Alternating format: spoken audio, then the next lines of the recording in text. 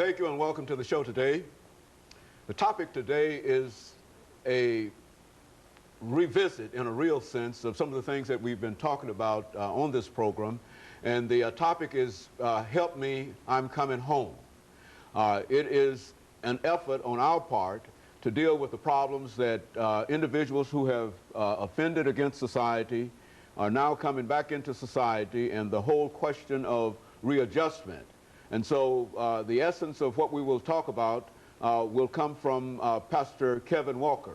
And of course, Pastor Walker, let me welcome you to the show this morning. Dr. Haney, thank you for having me again this morning, and it's my pleasure to be here. And to tell you how delighted we are to have you here, Pastor Walker, and I think as we predicted, it would be sort of a rough and bumpy start. Oh, yes. But primarily, you've given us so much excellent information, and what we'd like to do is to simply build upon that this morning by talking about these individuals who you have already identified as individuals who do need help. Yes. And they're coming out of these institutions of correction without any kind of sufficient information in order to carry them through, and in a real sense, many of them end up back where they started. Absolutely. And so let's do that today, Pastor Walker, but before we do that, let's have you to give us a little information about your background, your education, and some of the things that were important in terms of making you, in a real sense, a specialist dealing with incarceration. And I say that because we've had an opportunity on so many occasions to talk to you about it, and you have some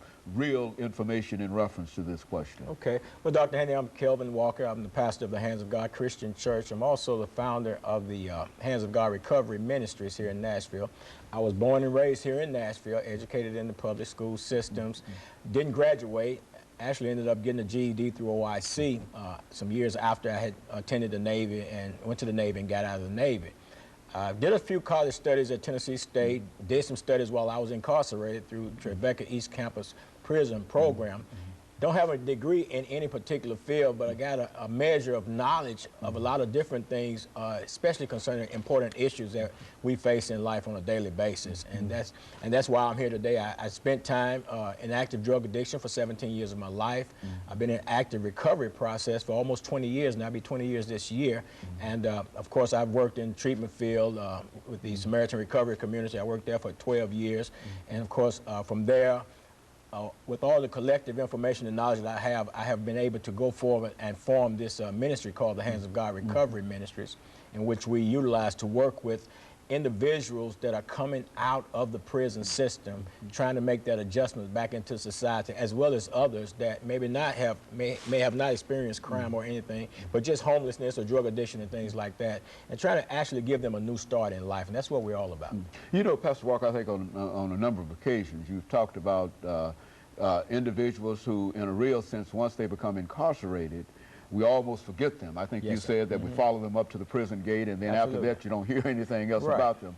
And so this is but now tell us and identify for us today the individuals that are incarcerated, which is to say, give us some kind of figures and some kind of information in reference to individuals who are incarcerated and the parole system that they have to face in order to come out so that they might be readjusted. I haven't looked at the stats, the TDOC stats, the Tennessee Department of Corrections stats, in terms of how many individuals are currently incarcerated in our system. But I do know that there are a great number of individuals who are incarcerated that are facing the parole boards in an effort to be released back into society. I do understand and do know that 90-something% of those people incarcerated will re-enter society. And in the process of doing that, something has got to be put in place to help them to make that adjustment or that readjustment, what have you, back into society once they are released.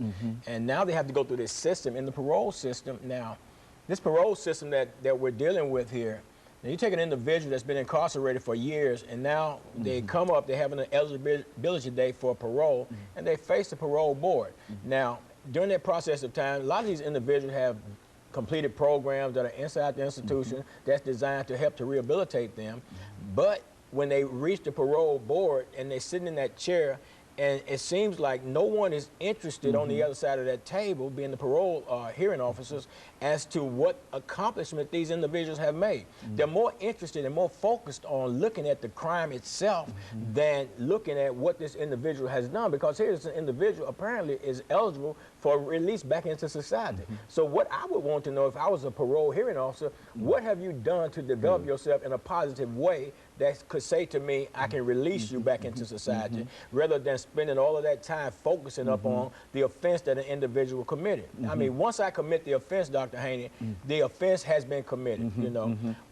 And of course, we're getting ready, Pastor Walker, for our first commercial break, but I understand exactly what you're saying here is that these are individuals that are going to really be enter into society. Yeah. And our best shot is to try to find out how to bring them back. Of course, we'll be back with our audience following this very, very short commercial break.